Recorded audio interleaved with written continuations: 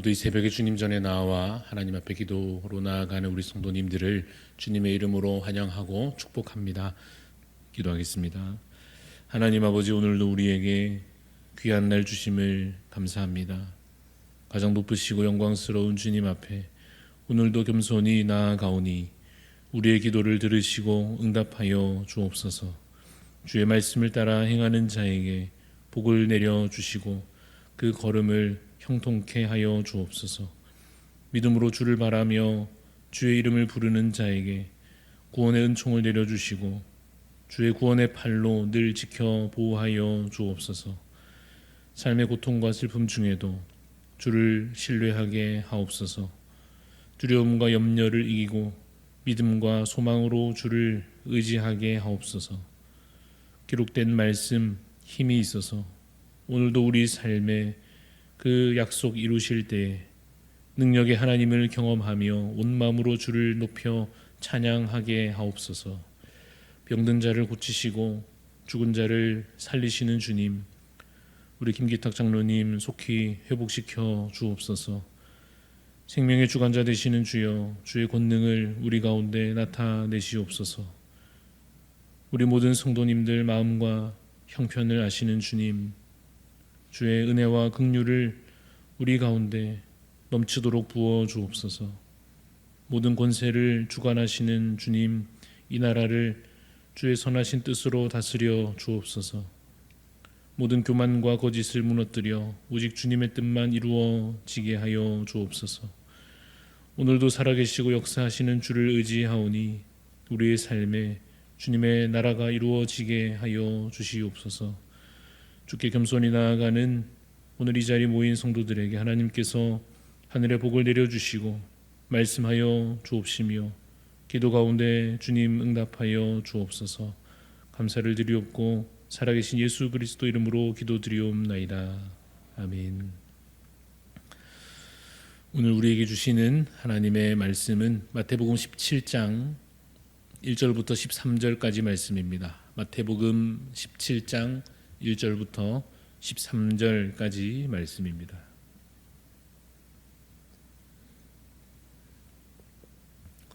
마태복음 17장 1절부터 13절 말씀 교독하여 읽겠습니다.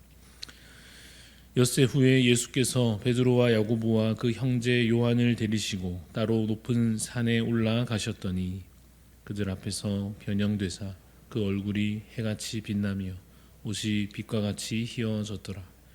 그때 모세와 엘리야가 예수와 더불어 말하는 것이 그들에게 보이거늘 베드로가 예수께 여쭈어 이르되 주여, 우리가 여기 있는 것이 좋사오니 만일 주께서 원하시면 내가 여기서 초막 셋을 짓되 하나는 주님을 위하여 하나는 모세를 위하여 하나는 엘리야를 위하여 하리이다.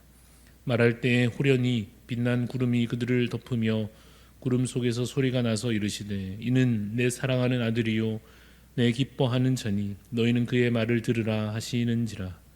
제자들이 듣고 엎드려 심히 두려워하니 예수께서 나와 그들에게 손을 대시며 이르시되 일어나라 두려워하지 말라 하시니 제자들이 눈을 들고 보매 오직 예수 외에는 아무도 보이지 아니하더라. 그들이 산에서 내려올 때 예수께서 명하여 이르시되 인자가 죽은 자 가운데서 살아나기 전에는 본 것을 아무에게도 이르지 말라 하시니 제자들이 물어 이르되 그러면 어찌하여 서기관들이 엘리야가 먼저 와야 하리라 하나이까. 예수께서 대답하여 이르시되 엘리야가 과연 먼저 와서 모든 일을 회복하리라.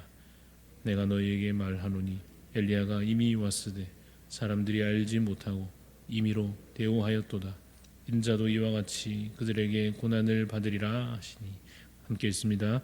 그제서야 제자들이 예수께서 말씀하신 것이 세례 요한인 줄을 깨달으니라. 아멘.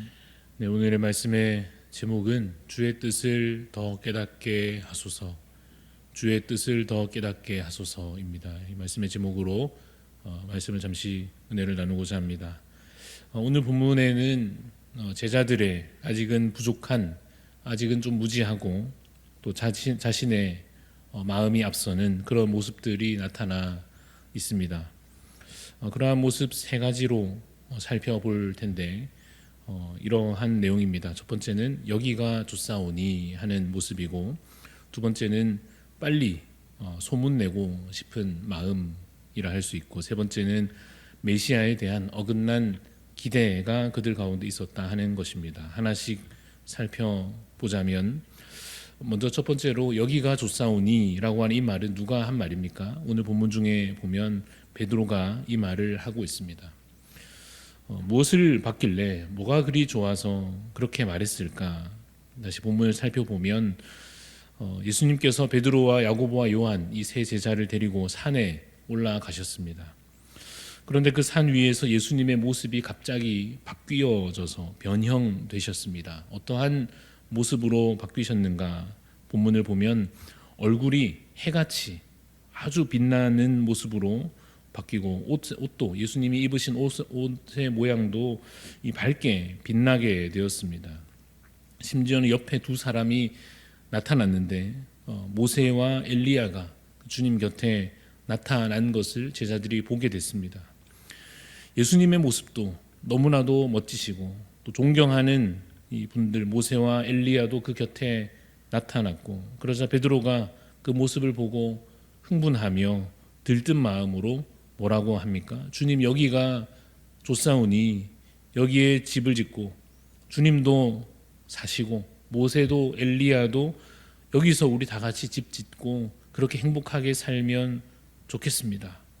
이렇게 말하는 모습이 오늘 본문 가운데 나타나 있습니다. 물론 주님과 같이 살고 싶은 마음이 나쁠 건 없습니다마는 그가 내뱉은 말, 여기가 좋사오니 여기서 집 짓고 삽시다 라고 했던 이 말은 사실 지혜로운 말은 아니었습니다. 왜냐하면 그러려고 모세가 엘리야가 나타난 것도 아니었고, 그러려고 예수님께서 잠시 빛난 모습으로 변화되신 것도 역시 아니었습니다. 그렇다면 왜 예수님께서 잠시 이 산에 올라오셔서 변형되셨고 또한 모세와 엘리야도 그 곁에 나타났을까요? 그 의미 또한 그것을 통해서 보여주시는 것은 이것입니다. 예수님께서 참으로 하나님의 아들이시요 구약이 예언한 바로 그 메시아이심을 분명하게 그 제자들에게 보여주시기 위함이었습니다.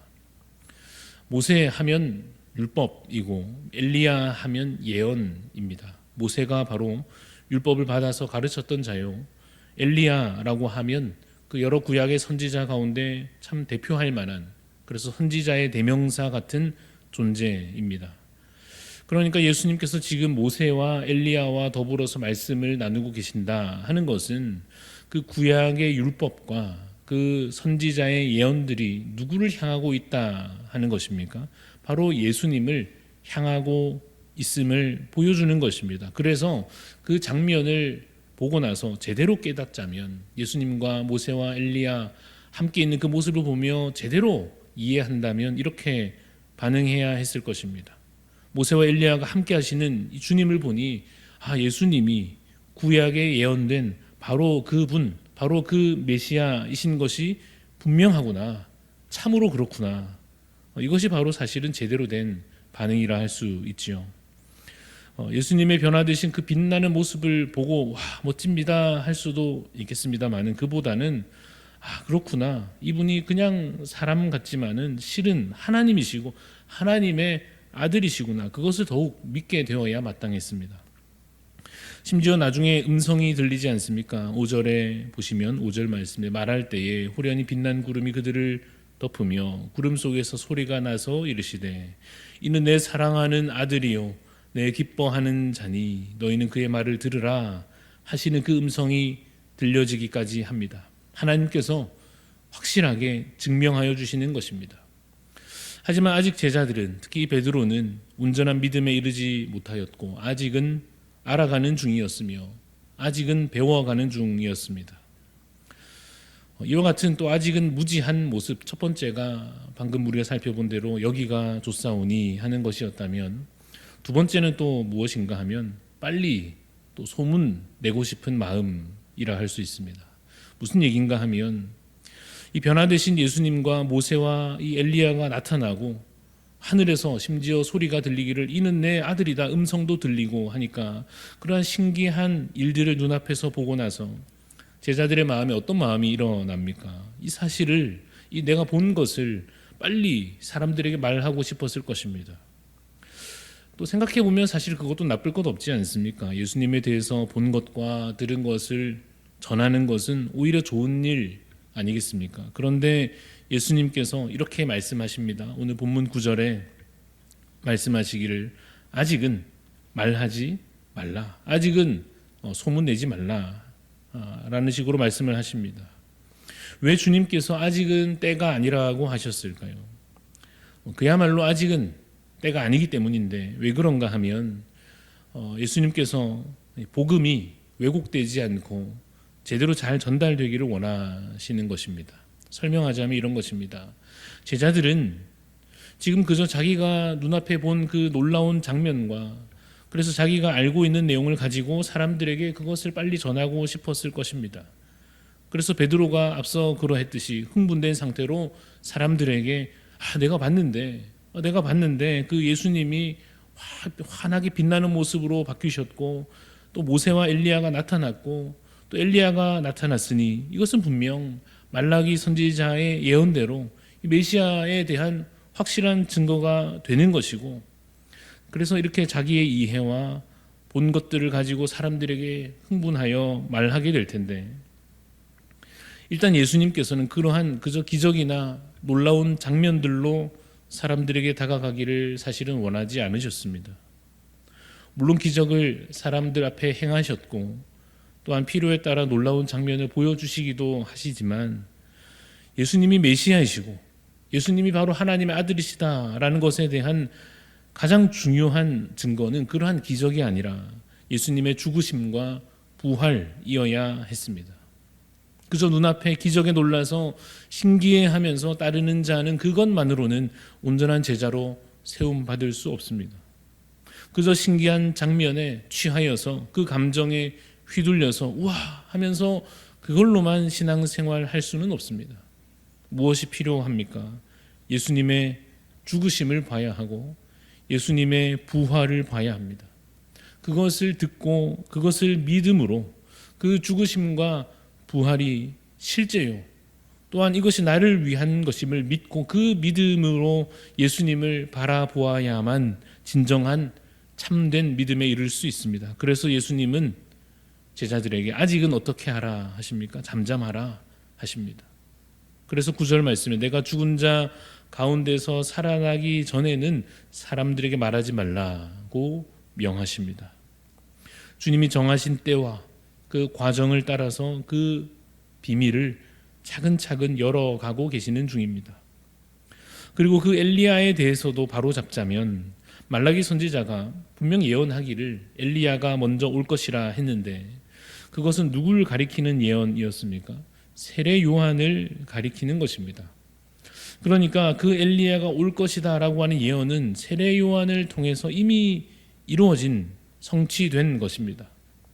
그래서 지금 잠시 산에서 보았던 잠시 예수님 옆에 나타난 그 엘리야가 아니라 세례 요한을 가리켜서 말씀하신 것입니다. 그러니까 말하자면 아직은 제자들이 이러한 선지자의 예언에 관하여서도 구약에 예언된 그 말씀들에 관하여서도 또한 예수님에 대해서도 이 복음에 관하여서도 충분히 다 깨닫지는 못한 상태였습니다. 그러한 아직은 부족한 무지함과 약함, 그 마지막 한 가지는 바로 이것입니다. 그들에게 메시아에 대한 어긋난 기대가 아직은 있었습니다. 그들은 아직 왕국의 부활을 기대했습니다. 다윗 왕처럼 위대한 왕이 등장하기를 여전히 기다렸고 그래서 눈앞에서 승리가 펼쳐지길 바랬고 자유와 평화라는 것이 눈앞에서 지금 당장 펼쳐지기를 원했습니다. 그래서 메시아라고 하면 마땅히 로마를 무너뜨릴 수 있어야 했고 유대인들을 다시 높여줄 수 있어야 했고 그러한 승리, 그러한 역전, 그러한 나라, 그런 왕, 그러한 메시아를 원하고 있었습니다. 그래서 예수님께서 고난과 죽으심에 대해서 말씀하실 때 받아들여지지 않았던 것입니다.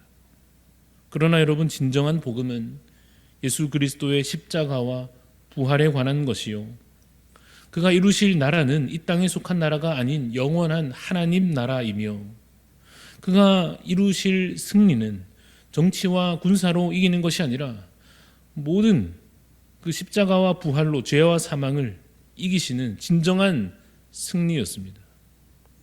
예수님은 진정한 메시아로 우리 가운데 오셨습니다. 그냥 여기서 집 짓고 편하게 지내러 오시는 것도 아니요, 사람들을 깜짝 놀라게 하며 사람들의 인기를 얻으려 하시는 것도 아니었습니다. 예수님은 지금 무엇을 계획하고 계십니까? 이 일들을 끝까지 잘 감당하셔서 자신을 죽여 그 희생으로 말미암아 그것으로 사람을 살리시고 그것으로 사람들을 구원하심으로 하나님과 그 죄인들을 화목해 하시고 그 죽은 자들에게 영생을 얻게 하시려고 그 아버지의 뜻을 지금 꿋꿋이 이루어 가고 계시는 것입니다. 여러분, 그것은 오늘 우리에게도 그대로 적용되어 우리에게도 그 나라와 그 승리를 바라보라 말씀하십니다. 아직 우리도 무지하여 다 알 수는 없지만 때로 우리 자신도 오해에 빠져서 내 식대로 해석하고 내 식대로 기대하고 그럴 때가 참 많지만은, 오늘 이 말씀을 통하여서 이제 무지함에 머무는 자가 아니요 복음을 깨닫고 주님을 바르게 믿는 그 믿음으로, 그래서 참된 주의 나라를 소망하는 복된 성도님들이 다 되시기를 간절히 소원합니다. 기도하겠습니다. 하나님, 예수 그리스도를 통하여서 놀라운 일들을 행하실 뿐 아니라 결국에는 십자가와 부활로 하나님 되심을 나타내시고 우리 가운데 정말 필요한 그 구원과 승리를 이루심을 우리가 이 말씀 가운데 읽고 또한 믿습니다. 제자들과 같이 우리도 여전히 아직은 말씀을 내 기대에 따라 해석하고자 하며 주님의 약속을 그저 내 소망이 이루어지는 것에 끼워 맞추려 할 때가 있으나, 하나님, 다시 한번 이 말씀 앞에 겸손히 무릎 꿇고 하나님의 뜻을 간구하는 자가 되게 하여 주옵소서.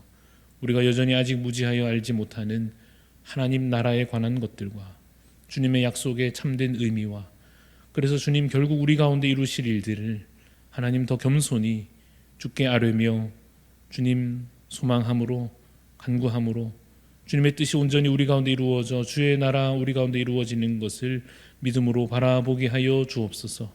그래서 하나님, 오늘 내 기대가 꺾여질지라도 하나님 절망하지 아니하고 그래도 여전히 일하시는 하나님을 바라보게 하여 주옵소서. 하나님, 내 계획이 어그러질지라도 하나님, 여전히 하나님께서 신실하게 주의 뜻을 이루어가고 계실 것을 신뢰하는 믿음의 사람들이 되게 하여 주옵소서. 주님, 십자가에 달리실 때 도망쳤던 제자들과 같이 하나님, 오늘 우리도 어쩌면 주님 두려움과 염려로 실망과 좌절로 주님 도망칠지 모르나 하나님, 다시 믿음으로 주를 바라보게 하시고 약속의 말씀을 기억하게 하여 주시며 마침내 승리로 이루실 주의 나라를 하나님 흔들림 없이 주님 인내하며 그 걸음을 걸어가므로 하나님 주 안에 거하는 저희들 되게 하여 주시기를 간절히 소원합니다. 그래서 마침내 이루시는 그 놀라운 승리와 영광을 맛볼 그 날에 참으로 기뻐하며 감사하며 주를 찬송하는 주님 거룩한 백성들이 다 되게 하여 주시옵소서. 감사를 드리옵고 살아계신 예수 그리스도 이름으로 기도드리옵나이다. 아멘. 하늘에 계신 우리 아버지여, 이름이 거룩히 여김을 받으시오며 나라가 임하시오며 뜻이 하늘에서 이루어진 것 같이 땅에서도 이루어지이다.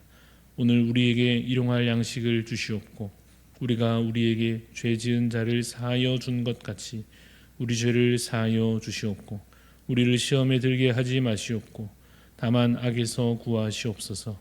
나라와 권세와 영광이 아버지께 영원히 있사옵나이다. 아멘. 오늘 우리 기도할 때 회정교회 오수록 목사님 위해서 중보하는 마음으로 기도하기를 원합니다. 개척교회를 함께 섬길 일꾼들 보내어 주소서. 교회의 부채가 속히 정리되고 재정 문제가 해결되게 하소서. 많은 영혼 보내주시고 그 영혼들 잘 돌보는 교회 되게 하소서. 우리 오수록 목사님을 위해서 회정교회를 위하여 개척교회를 함께 섬길 일꾼들 보내주시기를, 또 교회 재정적인 문제가 잘 해결되기를, 또한 많은 영혼 보내어 주셔서 참으로 많은 영혼을 잘 감당해내는 교회 될 수 있도록 우리 목사님 위해서 기도해 주시기를 바랍니다. 우리 각자의 또한 기도의 소원들 주께 아뢰며 기도하며 나아가겠습니다.